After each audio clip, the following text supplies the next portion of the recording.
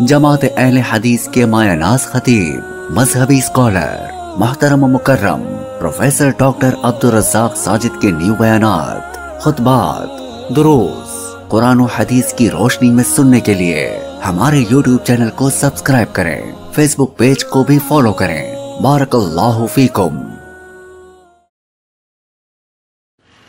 یہودی کا گھر ہے، میرے محبوب کو خبر ملی کہ بچہ وہاں بیمار ہے اور مرگ الموت میں مبتلا ہے، کشمکش میں زندگی موت کی۔ میرے محبوب پھر نہیں ڈرے کہ لوگ کیا کہیں گے۔ آپ دعوت دینے کے لیے صرف طائف کی وادیوں میں نہیں گئے، آپ منڈیوں میں بھی گئے ہیں، بازاروں میں بھی گئے ہیں، یہ نہیں ڈرے کہ لوگ کیا کہیں گے۔ کیا خیال ہے کہ نہیں مسئلہ؟ آج ہم کسی پبلک پوائنٹ پہ جا کے یہ کام نہیں کر سکتے، مگر میرے محبوب گئے اور جا کر کے بچے کو کہا یا غلام قل لا الہ الا اللہ، میرے بیٹے جا رہا ہے، موت کے منہ میں ہے، یار کلمہ ہی پڑھ دے، میں تیری گواہی دے دوں گا۔